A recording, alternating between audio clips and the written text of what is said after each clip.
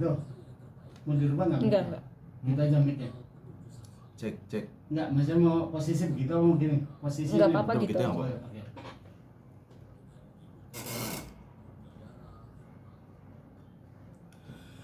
Assalamualaikum warahmatullahi wabarakatuh. Alhamdulillahilladzi arsala rasulahu bil huda wa dinil haq liyuzhirahu 'alad dini kullihi wa kafa billahi syahida. Rekan Dakta yang semoga selalu dirahmati Allah Subhanahu wa taala, Dakta Radio bijak berinformasi, cerdas berinteraksi. Alhamdulillah di tanggal 28 Jumadil Akhir 1445 Hijriah bertepatan dengan tanggal 10 Januari 2024 Masehi, yaitu hari Rabu. Semoga Allah Subhanahu wa taala selalu melindungi kita dari segala macam keburukan, dan semoga Allah Subhanahu wa taala di tahun yang baru ini menjadikan kita sebagai pribadi yang lebih baik dibanding tahun yang sebelumnya. Dan semoga di tahun 2024 ini kita semakin dekat dengan Allah, dan semoga apa yang kita cita-citakan, kebaikan yang kita rencanakan dimudahkan oleh Allah Subhanahu wa taala. Rekan Dakta yang sedang berada mungkin di dalam perjalanan pulang dari kantor ke rumah, atau rekan Dakta yang sedang berkumpul bersama keluarga, atau rekan Dakta yang sedang berkumpul dengan masyarakat mungkin di tempat tertentu, semoga Allah Subhanahu wa taala menjadikan kita orang yang istiqomah dalam menuntut ilmu, dalam majelis ilmu ini, dan semoga Allah Subhanahu wa taala menjadikan kita orang yang ditinggikan derajatnya dengan keberkahan majelis ilmu ini, sebagaimana firman Allah, yarfa'illahu alladhina amanu minkum walladhina utul ilma darajat. Allah akan meninggikan orang yang beriman, derajat orang yang beriman dan orang yang berilmu di antara kalian beberapa derajat. Dan semoga dengan keberkahan majelis ilmu ini pula Allah Subhanahu wa taala mempermudah jalan kita menuju surga, sebagaimana sabda Rasulullah Muhammad sallallahu alaihi wasallam, man salaka tariqan yaltamisu fihi ilman sahalallahu lahu bihi tariqan ilal jannah.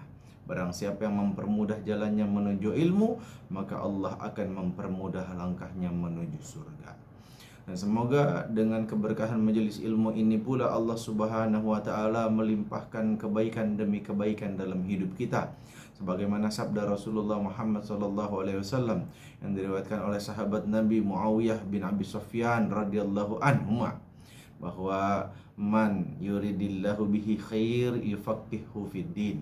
Barang siapa yang Allah kehendaki kebaikan baginya, maka Allah akan fakihkan dia dalam urusan agama. Hadirin rekan Dakta rahimani wa rahimakumullah. Allah Subhanahu wa taala merintahkan kita untuk berukhuwah. Ya. Bahkan Allah Subhanahu wa taala menyifati orang yang beriman itu dengan ukhuwah. Innamal mu'minuna ikhwah. Sungguhnya hanya orang beriman itu adalah bersaudara. Artinya umat Islam gak boleh punya hubungan lain kecuali hubungan persaudaraan karena agama. Gak boleh umat Islam musuh-musuhan, gak boleh umat Islam gontok-gontokan, gak boleh umat Islam merusak ukhuwah Islamiyah itu. Maka semua yang dapat merusak ukhuwah Islamiyah menjadi haram hukumnya. Adu domba haram, memfitnah orang haram, bahkan merusak harga diri atau kehormatan seorang muslim hukumnya haram. Sebagaimana sabda Rasulullah Muhammad sallallahu alaihi wasallam, sibabul mu'min fusuq wa qatluhu kufr. Mencela, menghina, mengejek, memaki seorang mukmin, orang yang beriman, maka itu adalah tindakan fasik, dan membunuhnya adalah kufur. Kufur di sini tentu maksudnya adalah kufrun duna kufrin. Itu maksudnya adalah dosa besar. Maka pada kesempatan yang singkat ini kita akan mengambil sebuah tema, yaitu larangan mencela dalam Al-Quran. Kita ambil satu ayat, satu surat dalam Al-Quran, yaitu surah Al-Humazah. Semoga Allah Subhanahu wa ta'ala memberikan kepada kita begitu banyak faedah sehingga kita dijauhkan oleh Allah dari sifat-sifat tercela, termasuk diantaranya menggunjing atau mengumpat atau menghina orang lain. Surah Al-Humazah ini adalah surah ke-104 dalam Al-Quran. Dan surah ini adalah surah Makkiyah. Berdasarkan urutan surahnya, ini surah ke-31 yang turun. Tapi bukan surah ke-31 yang ditulis dalam Al-Quran. Berdasarkan urutannya. Nama surah Al-Humazah punya nama lain, yaitu Al-Khutamah, yaitu diambil dari ayat keempat dan kelima yang artinya neraka yang menghancurkan. Al-Humazah dalam bahasa Arab mengandung arti orang yang mencela. Adapun asbabun nuzul, peristiwa yang melatar belakangi turunnya satu ayat atau satu surah, dalam hal ini surah, dikemukakan oleh Syekh Wahbah Az-Zuhaili dalam tafsir Al-Munir bahwa surah ini menurut seorang ulama ahli tafsir dari kalangan tabi'in, yaitu Imam Muqatil, menurut beliau surah ini turun mengenai Walid bin Mughirah. Walid bin Mughirah ini terkenal sebagai orang kafir Quraisy yang kerjaannya suka gangguin Nabi. Di mana Nabi dakwah, dia datang. Tapi bukan untuk mendengarkan kebenaran, justru untuk mengganggu Rasulullah. Kalau kita baca ayat-ayat yang ada lafaz asatirul awwalin, menurut Imam Ibnu Katsir hampir semuanya itu turun berkaitan dengan Walid bin Mughirah. Orang kafir yang satu ini luar biasa penentangannya terhadap dakwah Rasulullah. Setiap Rasulullah datang duduk ke satu kaum, dia langsung ikut ke Rasulullah. Ketika Rasul bicara tentang akhirat, lalu dia akan berkata, aku mampu bercerita dengan cerita yang jauh lebih indah daripada yang diceritakan oleh Muhammad. Yang dia maksud adalah dia bikin cerita sendiri. Ya. Intinya penentangannya terhadap Rasulullah luar biasa. Walid bin Mughirah selalu menggunjing Rasulullah ketika beliau tidak ada di hadapan, dan mencela ketika berada di hadapan beliau. Lengkap sudah kebencian orang ini. Di depan Rasul dia mencela, di belakang Rasul dia menggunjing Rasul. Depan belakang habis-habisan. Begitu kebenciannya terhadap Rasul dan Islam. Bukan hanya Walid bin Mughirah, Umayyah bin Khalaf. Seingat saya ini majikannya Bilal bin Rabah dulu, yang pernah nyiksa Bilal, seingat saya. Karenanya Muhammad bin Ishaq dan Suhaili menyebut asbabun nuzul surah Al-Humazah terkait perbuatan Umayyah bin Khalaf. Jadi para ulama ahli tafsir terbagi dua pendapat. Ada yang mengatakan ini terkait Walid bin Mughirah, ada yang mengatakan ini terkait Umayyah bin Khalaf. Tapi menurut saya pribadi yang lebih kuat adalah ini terkait Walid bin Mughirah. Nah, Abu Hayyan menyebut nama lebih banyak lagi. Surah ini turun mengenai Akhnas bin Syarik, As bin Wa'il, Jamil bin Muammar, Walid bin Mughirah, atau Umayyah bin Khalaf. Itu beberapa pendapat yang ada. Mungkin juga surah ini turun mengenai mereka semua. Dengan demikian, secara umum surah ini ditujukan kepada mereka semua orang yang memiliki sifat-sifat ini. Dan mungkin aja Dan nggak mustahil Allah menurunkan surah dalam beberapa waktu untuk beberapa orang, ya. Allah alam biswab, itulah pendapat ahli tafsir yang sampai kepada kita. Nah, kita masuk ke ayat yang pertama. Wailul, a'udzubillahi minasyaitonirrajim, bismillahirrahmanirrahim. Wailul likulli humazatil lumazah. Wail, kata wail digunakan untuk menggambarkan kecelakaan dan kenistaan. Dan bisa juga untuk mendoakan seseorang agar mendapatkan kecelakaan. Karena kata wail bisa diartikan kecelakaan. Nah, banyak dipahami ulama, maksudnya adalah kecelakaan di masa yang akan datang. Maka ayat pertama ini mengandung ancaman bahwa akan celaka, yaitu siapa? Al-humazah dan lumazah. Nah, para ulama beda pendapat. Apa maksud humazah dan lumazah? Nah, sebelum kita ke pendapat tentang humazah dan lumazah, ada juga sebagian ulama yang mengatakan wail itu nama satu lembah di neraka, sehingga orang yang melakukan humazah dan lumazah akan disiksa di sana. Sebagian ulama mengatakan, ya, humazah merupakan bentuk jamak dari hammaz. Kata al-hamzu artinya tekanan dan dorongan yang keras. Al-hamzu, ya. Hamazatis syayatin artinya dorongan setan untuk melakukan kejahatan. Nah, humazah berkembang menjadi mendorong orang lain dengan lisan, yaitu menggunjing, mengumpat dan mencela orang lain tidak di hadapannya. Ya, humazah. Sedangkan lumazah bentuk jamak dari lamaz, ya. Dia adalah berasal dari kata al-lamzu yang digunakan untuk menggambarkan ejekan yang mengundang tawa. Jadi membuat orang lain jadi bahan tertawaan, tapi dengan niat untuk mengejek, menghina, merendahkan. Bukan bercanda dalam konteks mendekatkan, bukan, beda. Nah, sebagian ulama mengartikan lumazah yaitu mengejek dengan menggunakan isyarat mata atau tangan disertai kata-kata yang diucapkan secara berbisik.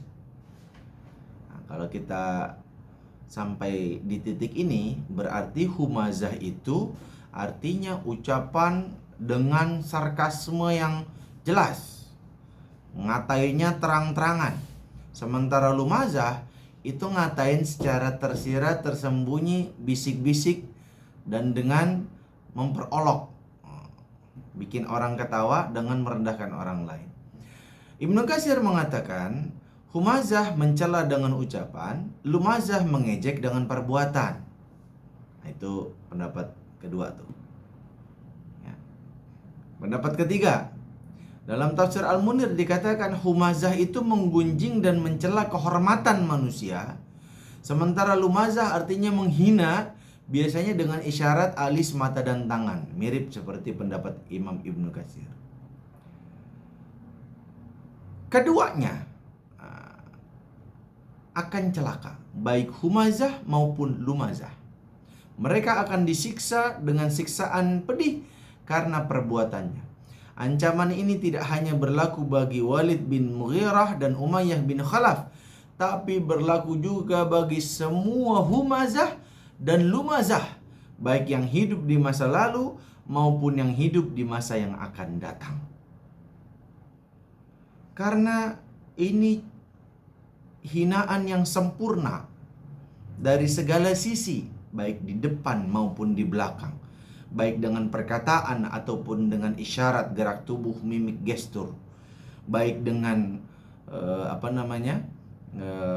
kata-kata yang terang-terangan langsung ataupun dengan kata-kata yang tersirat, ya. Dan itu yang dilakukan oleh penghina Rasulullah di masa yang lalu. Nah, kita jangankan semuanya, bahkan salah satu jenis saja nggak boleh. Ikutin nggak boleh. Kalau celaan yang langsung itu misalnya begini. Ada orang kulitnya hitam. Saya ini kulitnya gelap.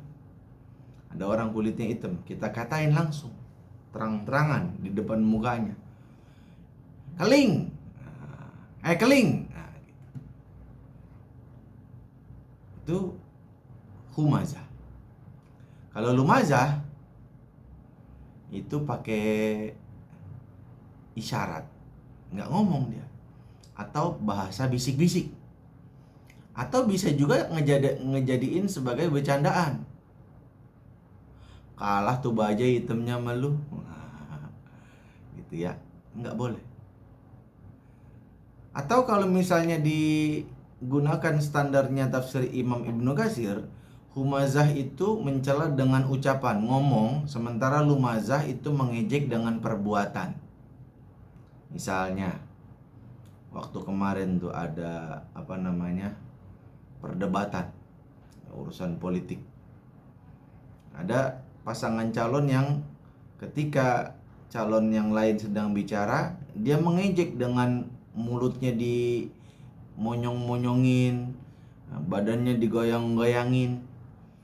Itu termasuk di antara lumazah, mengejek dengan perbuatan.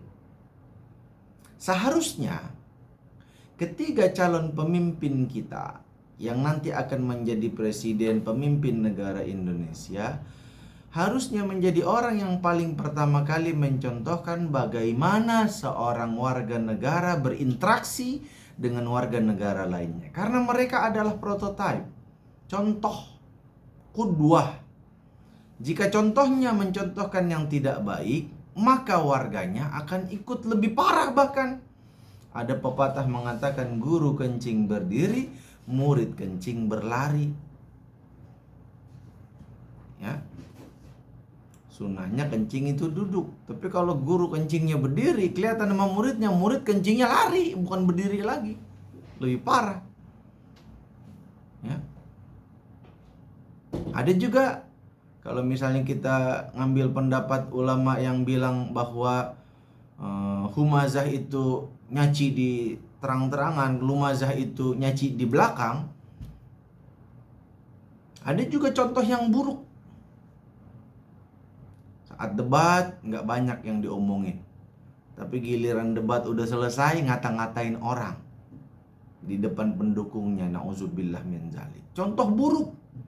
Apalagi kata-kata yang digunakan itu sangat tidak baik. Nggak sampai hati saya ngucapinnya di sini. Ya, saya berdoa kepada Allah Subhanahu wa Ta'ala, semoga Allah melembutkan calon-calon pemimpin kita agar mereka bisa menjadi qudwah, teladan yang baik buat kita. Ya, jangan mereka pertontonkan ya sesuatu yang buruk yang akan dicontoh oleh orang lain. Mudah-mudahan berhenti deh yang begitu-begitu. Jangan ada yang lain. Kita fokus pada perdebatan gagasan agar rakyat bisa menilai mana yang gagasannya paling masuk akal, mana yang gagasannya paling cocok dengan harapan orang Indonesia, mana yang gagasannya sudah terbukti, mana yang masih angan-angan, dan seterusnya.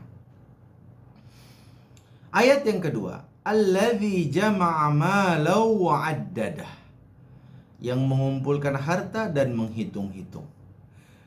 Nggak bisa kita terjemahkan tekstual. Ntar kalau kita terjemahkan tekstual berarti ngumpulin harta ngitung-ngitung. Ntar kita tafsirin supir angkot lagi. Kan supir angkot kan ngumpulin recehan, selesai nyupir dihitung-hitung. Enggak, bukan itu. Ya. Kata ini menggambarkan si pencela itu bukan hanya mengumpulkan harta, tapi begitu cinta kepada harta sehingga setiap saat dihitung. Itu. Jadi ini lanjutannya, bahwa si pencela itu punya sifat negatif lain. Kaya sih, emang kaya, orangnya kaya. Tapi dia terlalu cinta kepada hartanya sehingga setiap saat dihitung-hitung tuh harta. Dalam surah Al-Ma'arij Allah Subhanahu wa taala berfirman, "Wa jama'a fa'au'a," serta mengumpulkan harta lalu menyimpan. Syekh Wahbah Az-Zuhaili menjelaskan bahwa penyebab si penggunjing dan pencela itu merasa lebih tinggi dari orang lain karena mereka merasa kaya. Merasa kaya, orang lain miskin. Dia lebih hebat, lebih kaya dari orang lain. Karena itu mereka suka gunjing orang. Mentang-mentang hartanya banyak, sombongnya setengah mati. Mentang-mentang lahannya banyak, tanahnya di mana-mana, sombongnya nauzubillah. Mentang-mentang didukung oleh backingan yang kuat, seolah-olah apapun yang dikerjakan nggak bakalan bisa menyentuh hukum, nggak bakalan bisa menyentuh dia. Ingat, semua ada batasnya. Sampai batas mana sih? Siapa yang mau backingin kita? Preman. Mati tuh preman ntar juga. Siapa yang mau backingin kita? Bahkan ya, seandainya ngebackingin kita penguasa sekalipun, turun pangkatnya ntar. Liatin. Ya. Jangan kita menghalalkan segala cara untuk memuaskan syahwat. Ya, memperturutkan hawa nafsu kita. Nauzubillah summa nauzubillah. Yang kedua, menurut Syekh Wahbah Az-Zuhaili, kenapa penggunjing dan pencela itu merasa lebih tinggi? Karena angan-angannya panjang. Ada orang yang angan-angannya panjang. Ntar kalau gue ini nih, ntar begini nih, ntar begitu tuh. Di angan-angannya doang. Mau dia jadi orang soleh? Iya, ntar. Tulul amal. Ya. Panjang angan-angannya. Ntar gue mau tobat, ntar kalau udah tua. Masih muda. Kelapa muda kupas-kupasin, kelapa tua tinggal batoknya. Masih muda puas-puasin, udah tua tinggal bongkoknya. Tuh prinsip orang kayak begitu tuh. Ya. Yahsabu anna malahu akhladah. Kenapa mereka ngitung-ngitung harta itu cinta banget? Yahsabu anna malahu akhladah. Karena mereka menyangka, yahsabu, mengira bahwa hartanya itu dapat mengekalkannya. Itulah panjang angan-angan itu yang disebut Syekh Wahbah Az-Zuhaili. Dia tertipu sama dunia. Seolah-olah kalau hartanya banyak, umurnya panjang. Enggak jaminan. Umur itu enggak ada urusan sama penyakit kok. Banyak orang sehat mati. Orang kaya mati. Enggak ada urusan sama penyakit, sama harta enggak ada urusan. Iya sih emang kalau orang kaya bisa gunakan hartanya untuk berobat sampai ke luar negeri sekalipun bisa. Iya, tapi kalau urusan mati mati. Kata akhladah itu berasal dari kata al-khuld, artinya kekal. Dalam ayat ini digunakan fi'il madhi, tapi maksudnya adalah fi'il mudhari'. Ya. Mengisyaratkan apa? Bahwa prasangka itu sangat mantap. Prasangka si pencela dan penggunjing ini saking mantapnya, dia menyangka bahwa prasangkanya itu adalah kepastian yang pasti terjadi. Luar biasa ya Allah memilih kata-katanya itu benar-benar. Ini bukti, ini bukan perkataan manusia, firman Allah. Ia merasa bahwa selamanya akan dalam kondisi itu. Banyak harta, banyak pengikut, punya kekuasaan. Lupa dia bahwa dia pasti mati. Kalau nggak dia mati, pengikutnya duluan yang mati. Lupa dia bahwa dia pasti ditinggalkan oleh harta. Kalau nggak dia ninggalin harta, dia ditinggalin harta. Pilihannya cuma itu. Nggak ada yang abadi di dunia ini. Mungkin saja ia sadar bahwa dirinya akan mati, tapi ia tidak pernah menyiapkan bekal untuk menghadapi kehidupan setelah kematian. Seakan-akan ia akan hidup abadi di dunia ini dengan hartanya. Ini penafsiran kedua. Jadi mungkin aja orang ini sadar bahwa dunia ini tidak abadi, tapi tahu dunia nggak abadi, tapi nggak disiapin bekal. Ibarat orang mau ke Yogyakarta, cuma bekalnya naik motor. Bensin cuma yang ada di motor, uang tinggal 50.000, ATM kagak ada. Itu namanya bunuh diri, nyari mati. Ya.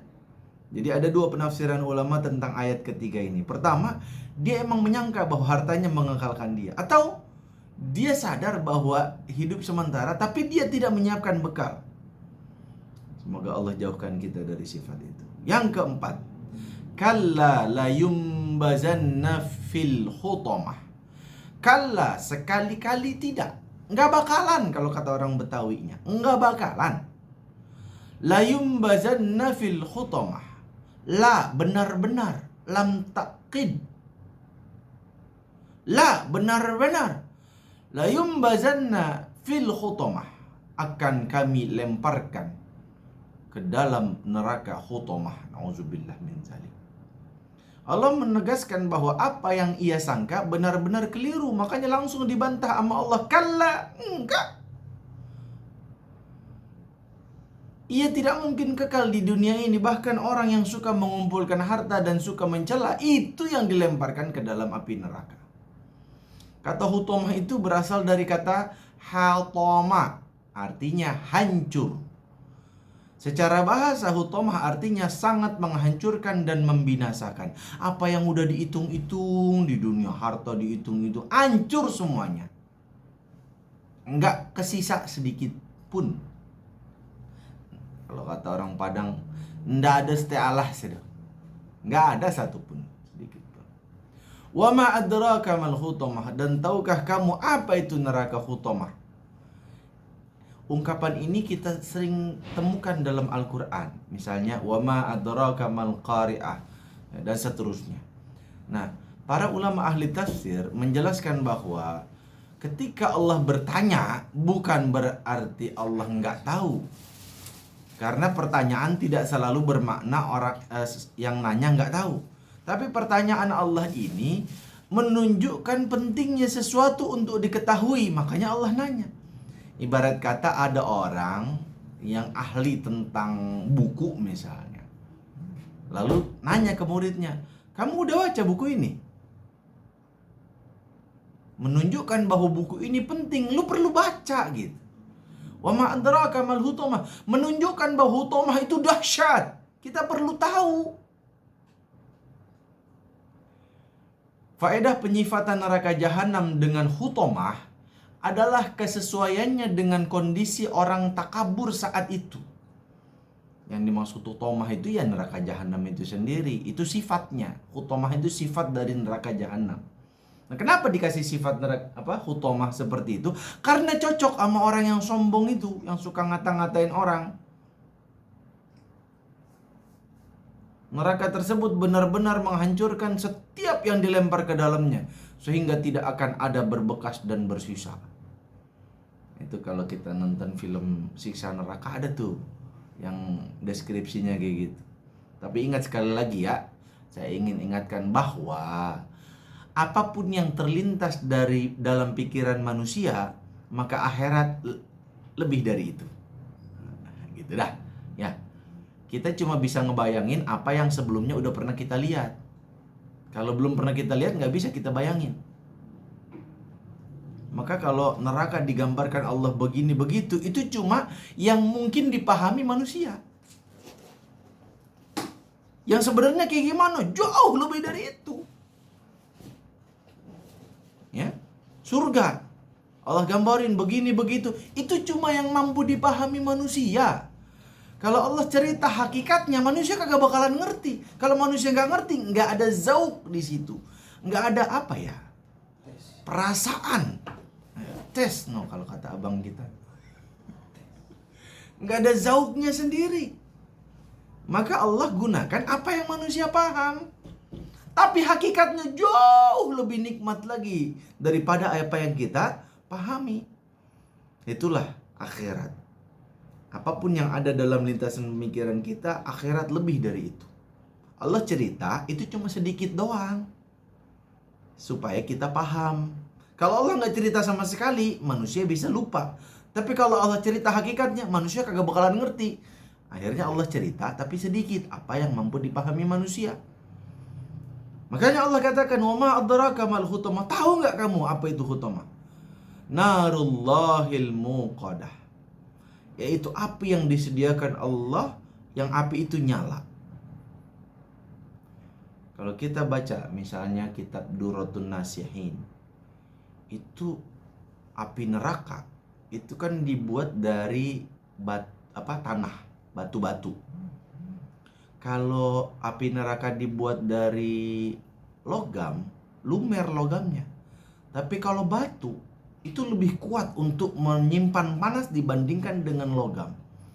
Itulah luar biasa dahsyatnya bahasa Allah Subhanahu wa taala. Nah, batu itu dibakar oleh Allah selama berabad-abad. Ya, sampai warnanya hitam, terbakar lagi sama Allah sampai berubah warna lagi, dibakar lagi sama Allah sampai berubah warna lagi. Nanti ketika manusia benar-benar dimasukin ke api neraka, maka itu seperti yang disabdakan oleh Rasulullah, narukum hazi tuqiduna juz'un min sab'ina azabi jahannam. Min azabi nari jahannam. Api yang kalian pakai di dunia ini itu cuma satu bagian daripada min sab'ina, daripada 70 bagian dari panasnya api neraka jahanam. Nauzubillah. Tuh, narullahil muqadah. Jadi api neraka itu nyala terus, nggak bakalan padam, nggak bakalan.